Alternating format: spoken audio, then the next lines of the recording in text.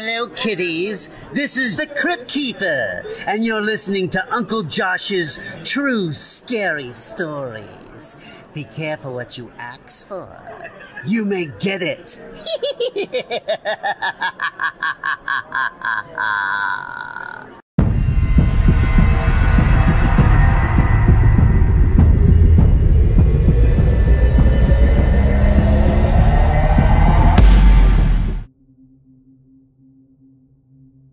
The House, submitted by Jason T. When I was in my early 20s, my friends and I would go to a lot of concerts at this venue that was kind of out in the boondocks. Getting in and out was always a pain in the ass, as the system of parking was kind of crazy. We always complained about it, and one day a mutual friend told my friend Toby and I that there was an abandoned house not too far away from the venue. He told us that he had parked there a lot, and if it was not raining, you could just walk through some fields and end up in the parking lot of the place. After any concert, he would just walk back through the field, get into his car, and get on the road. We were going to a very popular band that I'm not going to name, and I asked Toby maybe we should try this. We were going to take our girlfriends, and to make sure that it was legit, we went out a couple of days before the show to scope out the entire scene. And our buddy wasn't lying. There was an abandoned house not too far, maybe a quarter of a mile walk through some grassland, that led right to the parking lot of the venue. We high-fived and said this is a great place, and we won't have to worry about waiting in line to get in or get out. We even found a spot to park where we could tailgate before the show. Funny thing is, we didn't bother looking in the house, which we probably should have, and would have caused us a heck of a lot of less trauma. But we were too excited about having a spot to chill before meeting up with friends in the main parking lot for some more tailgating, knowing that we were going to have an easy way to get back home after the show. I drove my car out to the spot, and we set up a grill, we threw a frisbee around, and just had some pre-concert beverages and enjoyed an afternoon. A couple of hours before showtime, we got everything cleaned up and made our way over to see our friends in the main parking lot. Easy peasy.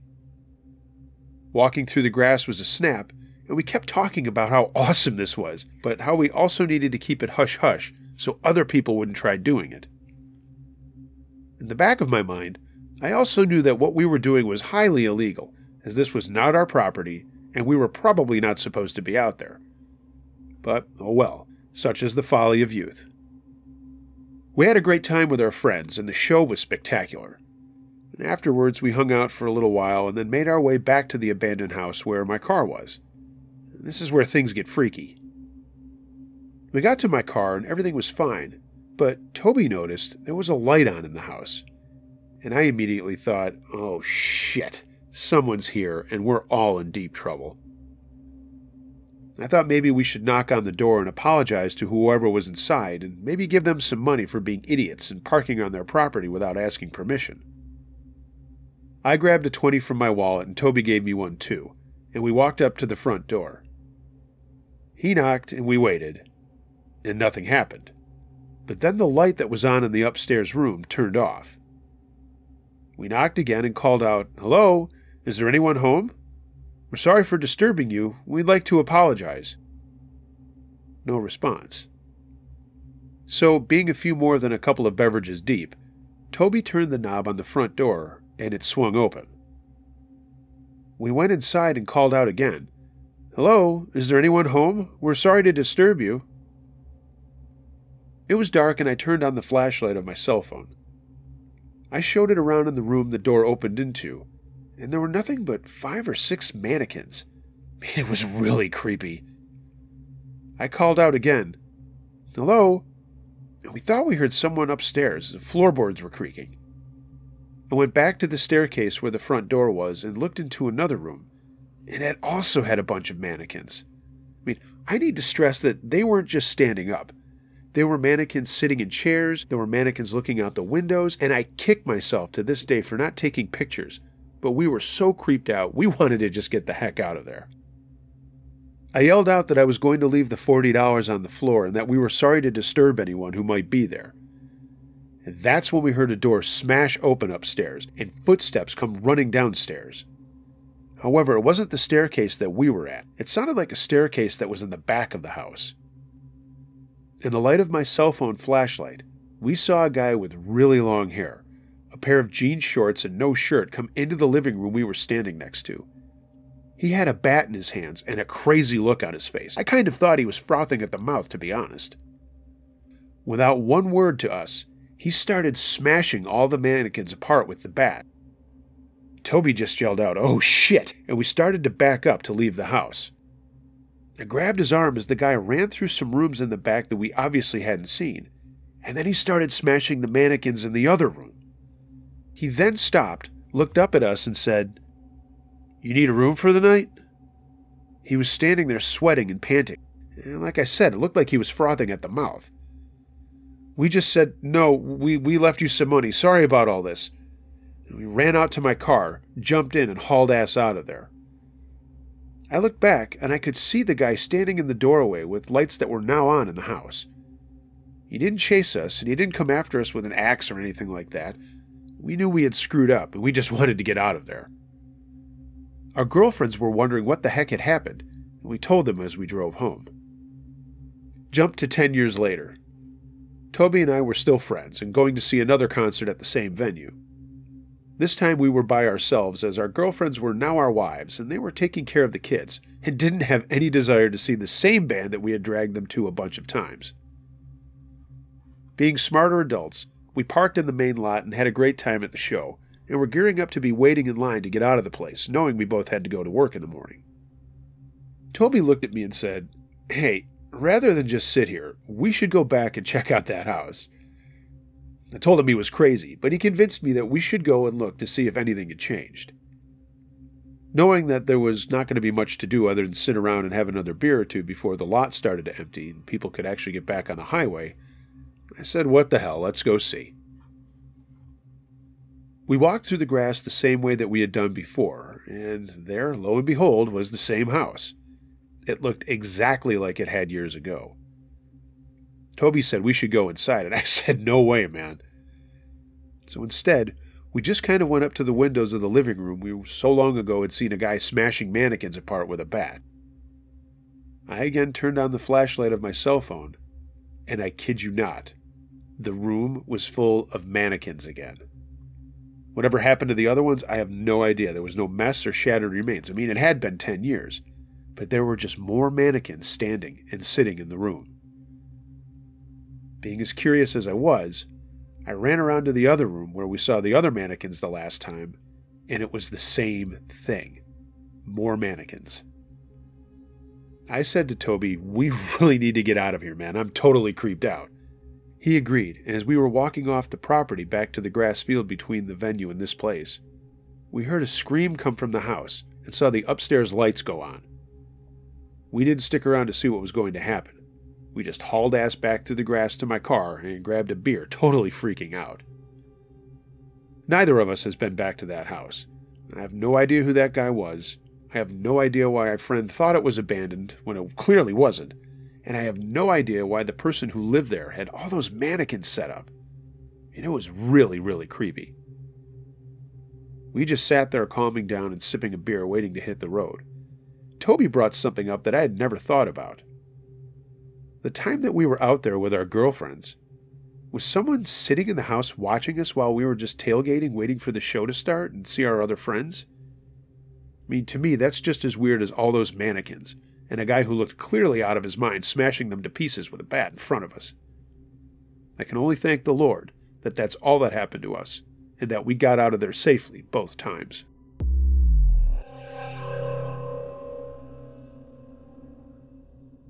Family Cabin, submitted by Keep It Real Keel. My name is Keel. Yeah, that's my real name. My grandparents were from England.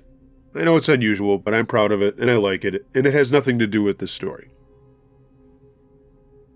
My family owned a cabin in an extremely remote part of upstate New York. Even if I told you where it was and gave you directions, you probably would never find it. It's a great retreat for our family, and we like to spend as much time there as possible, even though I'm now a grown man with kids of my own.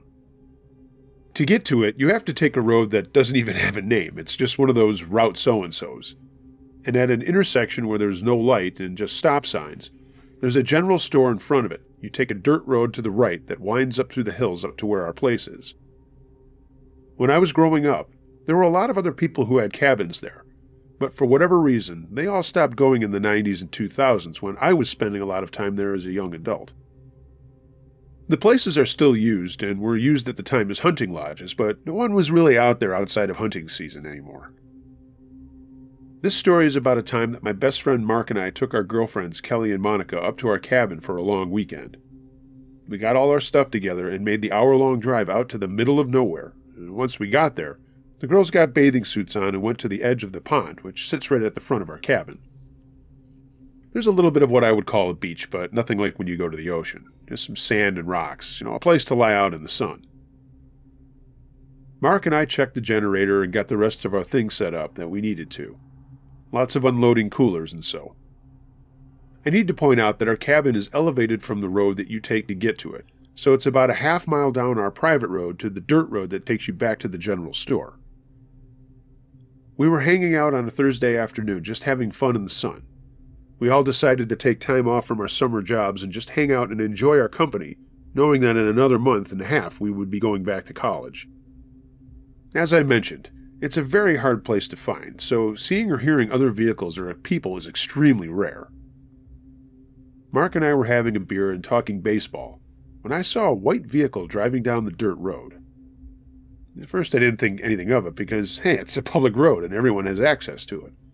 And it also led to some other fire roads down the way where I know people sometimes went camping. But about 20 minutes later, the same vehicle was driving back the other direction towards the little hamlet where the general store was. Again, I mentioned it to Mark, but, who knows? Somebody out for a drive or somebody's camping out there. No big deal. Who cares? It was getting on in the evening, and we decided to grill some steaks, and the girls wanted to get cleaned up. And to be honest, I cannot believe how big of troopers they were having to wash in the pond with biodegradable soap. No running water out there. Their only stipulation was that we couldn't watch. And ha, of course we did. We're guys. We're pigs. It was at that point when I was grilling that I looked over the girls in the pond and saw the same white vehicle slowly going down the road. I grabbed a pair of binoculars we always kept in the front of the cabin to look out at birds and whatnot, and I got a glimpse of the truck just in time before it went behind some trees. It was one of those old Ford Broncos, like the one OJ made his famous drive in. I mentioned it to Mark, and he said, yeah, it's probably somebody who's just coming back from the general store. But something in my stomach told me that maybe something else was going on. I didn't want to jump to conclusions and freak anybody out, though. We made dinner and had a really good time, just talking and planning out a campfire. Even back then I was part of the campfire crew.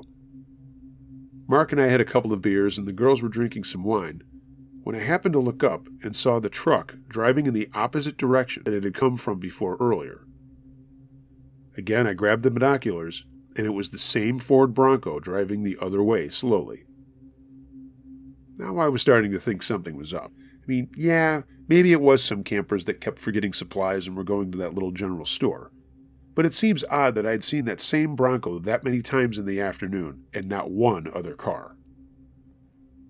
I didn't say anything to anyone, and the night wore on and we all were just listening to music and enjoying the fire.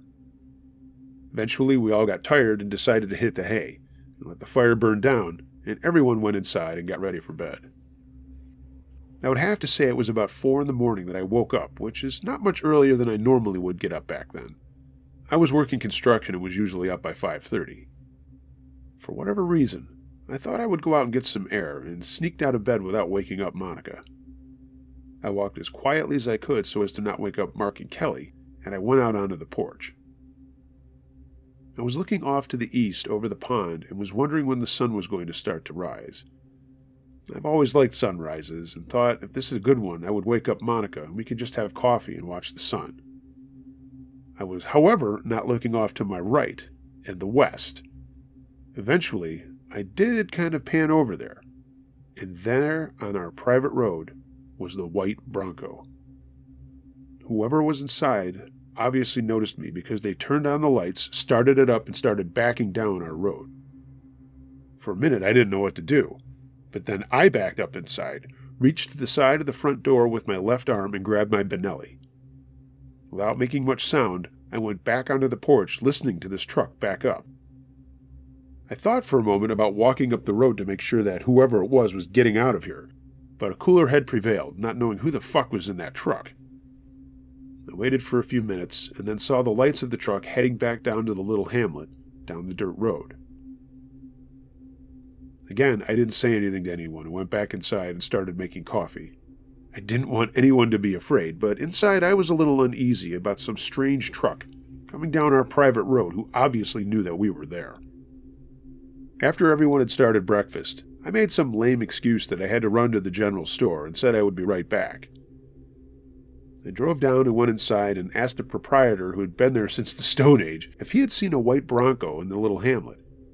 He said he had, and I asked if the driver had been in to buy any supplies, and he said no, but I've just seen it driving by a whole lot. Then he asked why, and I let him know about what had happened. He turned around and slid a box of slugs over to me and said, "On the house," with a smile. I know he knew I wasn't going to shoot anybody, but his kind attitude made me feel good. I bought a couple of things and said I'd probably be back in another day or so, and that he was more than welcome to come up and visit if he wanted to. Nothing happened the rest of that morning, and we were just enjoying ourselves, lying in the sun, trying to catch the non-existent fish in our pond, and having a great time. I still didn't mention the truck to anyone. That afternoon, we were all having a swim, and I got out to go grab a couple of beers from the cooler on the porch of the cabin. When I turned around, of course, what do I see? The white Bronco driving down the road towards the other fire roads down the way. And now I was starting to get nervous and a little bit angry. I asked Mark if he wanted to go for a walk up to the road with me, and he said sure. The girls were just going to continue lying in the sun and getting tan. No one asked why I slung my Benelli over my shoulder. I think most of them were used to me doing that if they'd been out here with me before. I mean, Monica certainly was, and so was Mark. Kelly didn't say anything anyway. As we walked the half-mile or so down to the dirt road, I told Mark what I had seen the night before and asked him if we might consider not staying. He said no, maybe it was a guy who was just lost and didn't know what was going on, and maybe he was confused. Which I suppose is an okay thought. But why would he be up in front of the cabin with the engine and lights off if he were lost? I mean, wouldn't most people have just come up to the cabin and asked for directions to get out of there? We finally got down to the road and were standing there just talking about being safe, and if anything crazy happened, what our exit plan was. That's when we heard a vehicle coming. I told him we needed to fade up our private road and stand on the edges where the tall grass was. We did, and shortly after, that same white Bronco came slowly driving by. It slowed a little bit in front of our private road, but then continued on back towards the little hamlet. I immediately closed our heavy gate at the road. When we were out there, I usually left it open because it is heavy and it's kind of a pain in the ass to unlock and lock and hook up and unhook it. But now after seeing that fucking Bronco, I decided it was a good idea. Mark said maybe we should tell the state police what was going on, and I said if this guy comes back again, I will do that. But I didn't want anyone staying up there by themselves or asking someone to go to the closest substation to do that. I was just hoping the truck wouldn't come back and we could enjoy the rest of our weekend. We were staying until Monday, and it was only Friday. We both decided to not say anything to the girls and just make the best of the rest of the weekend. The rest of that day was having a blast, so was the next day. I didn't see the Bronco again, and I had to add I was kind of making it a priority to look up at the road every chance that I got. No one came back up to the cabin as they obviously couldn't get through the gate. On Saturday afternoon, the girls wanted to go to a vineyard not too far from where we were to buy some more wine and do some shopping in a gift shop. We all piled into my truck and left for some girl stuff. We spent an hour or so wandering around the gift shop and then made our way back to the cabin. I remember Mark asking if I had closed the gate or not. And I had, but I hadn't locked it. When we pulled up, the gate was open. Without saying a word, Mark and I looked at each other, and we kind of gave each other that glance as if something's about to go down, we're in this together. The girls were too busy chatting to notice anything, and when we got back up to the hill to the cabin, there was no one and no Bronco there, but I was still uneasy. We played some cards, and Monica could tell something was wrong after dinner, as I was obviously preoccupied with thinking about who was in that truck, why they were bothering us, and had they been in the cabin? We had another campfire that night, and as the night wore on, everyone was slowly falling asleep in their camp chairs after a couple of beers and a couple of glasses of wine.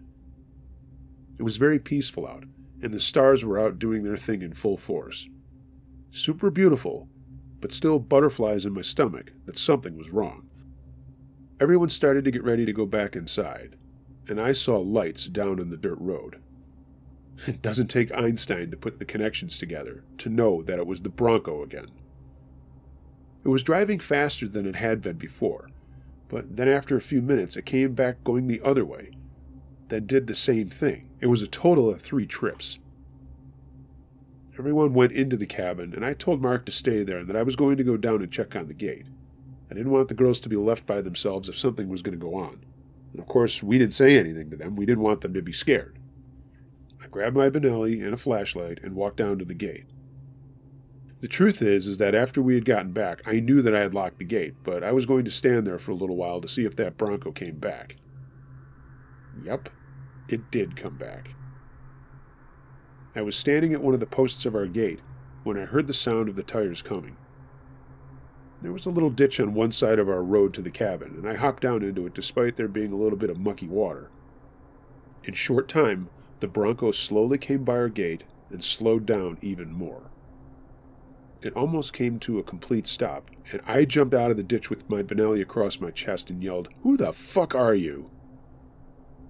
I thought whoever it was would immediately speed away, but the Bronco actually came to a stop and just sat there.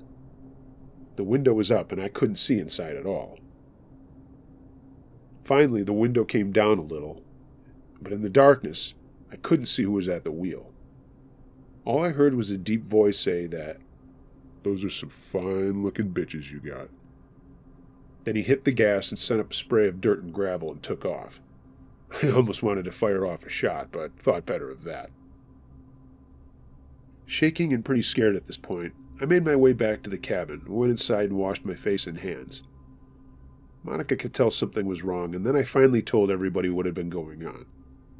I wasn't sure if we should stay, but everyone said that they felt safer staying there until morning at least. And Mark and I said that we would take shifts and watch over things for the rest of the night. Of course, the girls weren't going to get much sleep either, so we just made the best of it as we could. The next morning, however, I went out to my truck and saw that one of my tires was completely flat. I can't totally blame it on Bronco Guy, but nonetheless it was flat. So it took me some time getting the spare from the bottom of my truck and changing the tire.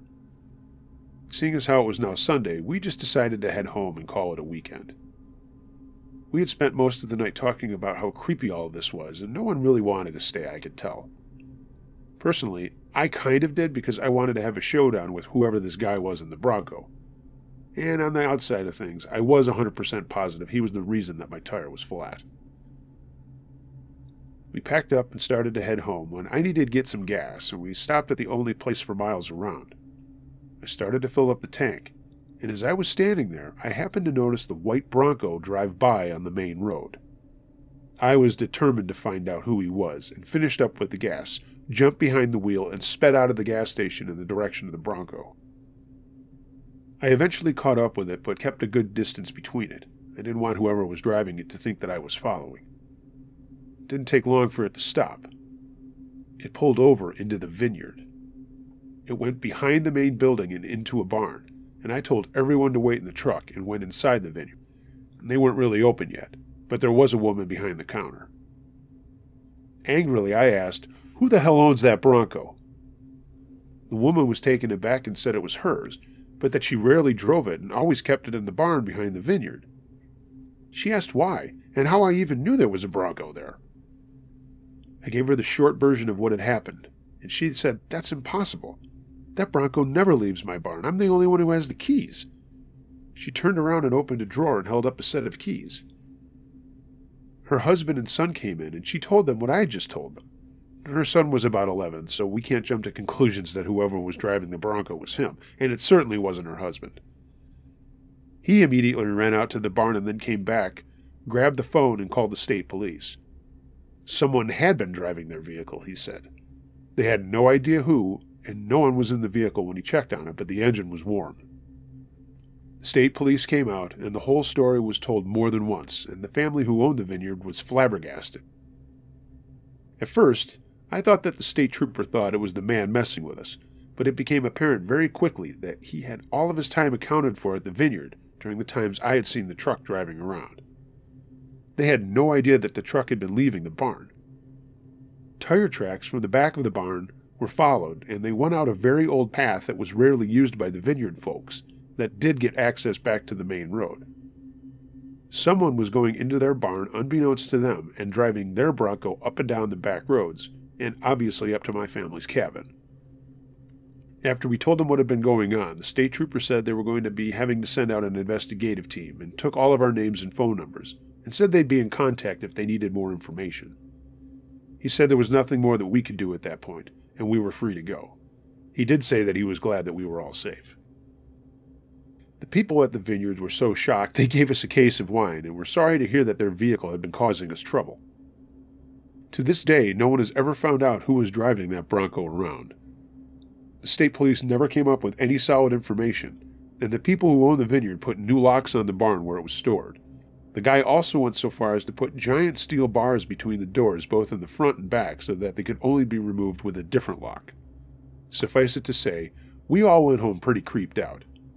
I've been back up to the cabin dozens of times since this all happened, and I've been back to that vineyard. I've actually looked at the Bronco, but it has never left the property again, and I never see it driving around. As far as I know, the owners were actually going to sell it last year. If I go up this summer, I'll check. To whoever was in that Bronco stalking me and my friends, don't bother coming around anymore. The next time, I'm not going to hesitate to shoot.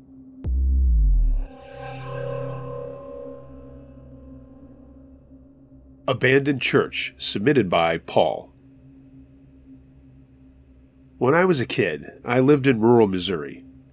My friends and I would find ourselves walking down the train tracks that ran through our town. Truly dangerous, but when trains would come by, we would at least get off the tracks. We weren't that dumb. About a mile outside the town we lived in, there was this old church that was used when I was little, but for whatever reason fell into decay and was abandoned. One boring fall weekend, we decided to walk down the tracks and go check out the church. It was a late afternoon, and I remember that incredibly well as what we saw when we got there. All the stained glass windows were gone, and I'm assuming someone took them out because they weren't broken, they just weren't there. That's actually how we got into the church, as the front door still had big chains on them and was locked. The three of us climbed into the church, and it was really eerie. All of the pews were still there, all the hymnals and prayer books were still there, but it had this really funky odor like rotten wood. Obviously, the rain and dampness did a number on everything. As we were looking around, I walked up to the altar and saw that the baptismal bath thing was still there, as was the original woodwork and dais. There was some kind of dark, inky liquid in the baptismal thing, but I figured it was just mold. I went up onto the altar, and that's when my friend Jeff pointed over my head and said, "Oh wow, look at that." I turned around, and the crucifix that was on the wall behind me was upside down and had been painted black. We all kind of stopped what we were doing and looked at it, knowing that something was very wrong here. There was a book on the dais, and I opened it. It had a bunch of symbols and words that I couldn't read, but it just added to the whole eeriness of the church. I actually thought about taking it, but Jeff said, "Don't do that." In typical fashion, it got really dark as a storm was coming. We could hear the thunder in the distance and knew we probably should get going. I don't know why, but we all got a feeling that at that point in time we were not supposed to be there. Something was going on that just gave us that vibe that we should leave. I got down off the altar, and we were slowly making our way back to the window we'd come through, when a door opened behind us. We turned around to see two people in dark robes, kind of like Klan outfits, but black. They had hoods on with the eyes cut out. One of them pointed at us and shouted, "You are not welcome here. Do not come back." Then they started moving towards us. Of course, we scrambled out of that window as fast as we could and started running pell-mell down the train tracks back to town. We stopped once to look back, and in the distance saw the two figures in the robes standing at the edge of the train tracks, but they didn't come any further. We got home right before the rain, and I told my dad what we had seen. At first he just sat in his chair looking at us, and then in true 1970s dad fashion, didn't give a rat's ass about what we were talking about. He just yelled at us about going out there and how dangerous it was, and how if he found out we did it again, we were all dead. I never brought it up again, but my friends and I still talk about it on Facebook or whenever there's some sort of get-together that we see one another. I never jumped to the conclusion that there were Satanists or something out there, but those guys were obviously out there for some nefarious reason, and it had nothing to do with church as we knew it growing up. The church is long gone. I think someone set a light to it and it burned to the ground back in the early 90s. But I'll never forget being that scared when those guys came out from behind the altar.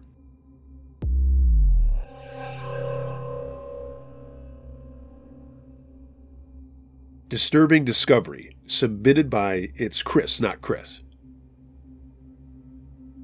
I just discovered your channel, and I wanted to share a story from the 80s if I could. My two friends Ronnie and Bill loved to get into trouble. We were always sneaking into places we shouldn't have been. There was a junkyard at the edge of our town that we would always go exploring in and get chased out of by the owners, and any place that we could go that was out of bounds was the first places that we wanted to go. I suppose you could say that we were urban explorers, but out in the suburbs. Suburban explorers? Fine, I'll use that label. Bill's uncle had a piece of property way out in the sticks, and we decided to go out there and do what young guys do, get into trouble. We had some fireworks and thought we would go shoot them off where we were in an area that no one would complain about it. Speaking of junkyards, there was another piece of property that came up to his uncle's place where the guy who owned it had a whole bunch of old rusted-out junk cars and trucks. It's funny, when I watch shows like American Pickers or whatever, I see the same sort of thing. Just tons of garbage, tons of junk, and a nice piece of land that I'm sure someone could have built a home on or used for any other type of recreational activity. So there we were on a hot summer day fooling around just being teenage boys. We were going to wait until dusk to shoot the fireworks off and had brought sandwiches and Pepsis for dinner. We ate and then Bill said, "Hey, let's go exploring."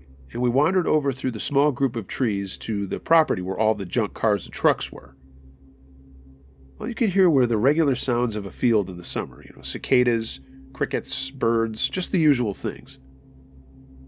We poked around at the edge of the property to see if anyone was over there, but determined that no one was, because we could see a large chain across the gravel road from the main road that brought you to this vehicle graveyard.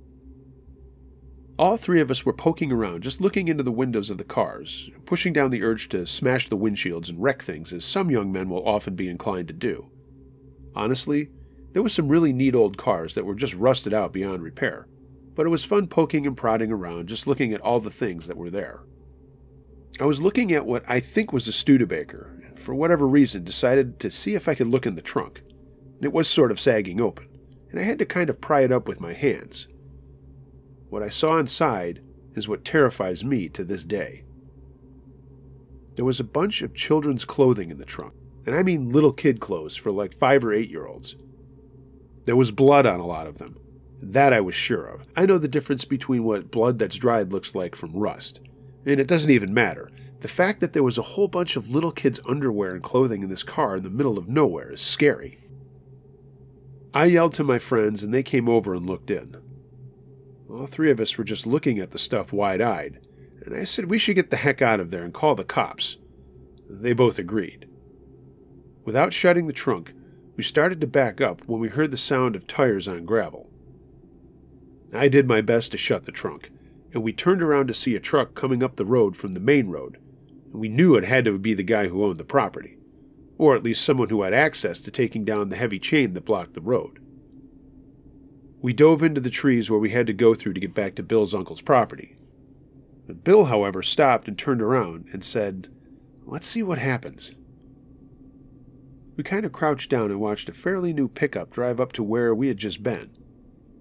2 guys got out, and I whispered to Bill, "Is this the guy that owns the place?" He shook his head and whispered back, "Oh, the guy who owns this place is really old. I have no idea who these guys are." Bill had been going out there with his uncle for a long time and certainly would have recognized someone had he seen them before. So we all sat there in silence as one of the guys yelled out, "What the fuck?" He walked over to the car trunk that we had just been standing at moments before and yelled out to the other guy, "We need to get rid of this stuff." As we looked at them, they looked like regular normal guys that we saw in our neighborhood, and quite frankly in our families. They both had on khaki pants and nice shirts, and they didn't look scraggly like you hear on all the other stories on YouTube. They honestly looked like two businessmen who stopped to look around. The other guy went back to the truck and got a big black garbage bag between the two of them. They threw all of the clothes that we had just looked at, and then started looking around the property.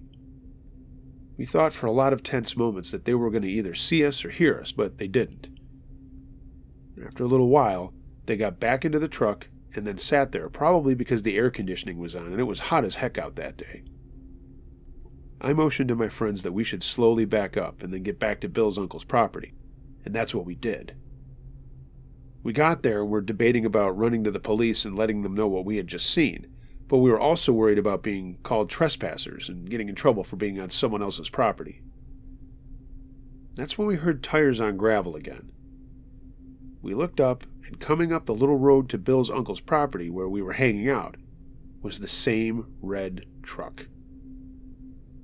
The guys got out and said, "Hi boys, how's it going?" None of us said anything for a few seconds, and finally Bill said, "We're doing okay, who are you?" One guy just laughed and said that they'd seen our car and thought that he would stop by and say hello. We said we were just waiting to shoot off some fireworks, and they said, "Well, have fun and be safe." They got back in the truck, backed up, turned around, and then drove back down the gravel road. That's when I noticed there were no license plates on the front or back of the truck. We waited there until we couldn't hear the truck anymore and decided that now it was time to leave. We got back on the road after putting up Bill's uncle's chain across the road, and then made for the closest sheriff's outpost. We were really kind of scared, and could not stop shaking and talking about what the heck was going on. I mean, who were those guys? Why were they out there? Why would they take those clothes out of that trunk? I mean, we just had nothing but questions. When we got to the sheriff's outpost, thankfully one was in, and we told him what we had seen, and he just shook his head. He got on the phone and made a call, then made another call, then called Bill's uncle. He was asking questions about who might have been out there, and then said he was going to go out and look for himself. At this point, I don't think he really believed our story. He told us to stay where we were and drove back to the property and was back in about 45 minutes. He said there was nothing out there, and the trunk of the car we had described had been shut. He also pried it up with his hands and looked inside, but there was nothing there. Here's the kicker. The man who owned that property had been dead for 3 years. My Uncle Bill confirmed that. The land was still in his name, but had not been distributed to a family member. It was just kind of out there on its own. He didn't have any sons or any relatives that lived anywhere remotely near where we lived, and no one as far as the sheriff knew had access to the property. How those guys got there was beyond me. We went home and went to Bill's house. Bill's uncle was on the porch talking to Bill's dad, and we told him everything that we had seen all over again, and he kept shaking his head wondering who those guys were. He asked us if we were being on the up and up about seeing things that we had seen, and we assured him that we were not making any of it up. The next day, Bill's uncle went back to the property and walked over to the guy's place next door. It was clearly apparent that someone had either cut the original cable or lock and replaced it or both with something new. Bill's uncle was positive that the old lock had been tarnished with age and rain and the elements. This was a shiny new lock and a fairly new chain across the gravel road. He followed that up with the police, but that was the last we heard of anything. Of course, we had given the sheriff a full description of the truck and the guys, but again, I don't think anyone was taking it seriously other than Bill's uncle and father. We were told that week that the property was off limits to us unless there were adults around. I mean, we were teenagers and could handle ourselves, but that decision was made and that was it. Some nights, I'll be out in my backyard having a campfire, or even inside watching my grandkids playing in my living room. And my mind will drift back to think about who those two guys were, why those little kids' clothes were bloody and stuffed into the trunk of an old car. Those are the nights I usually have nightmares.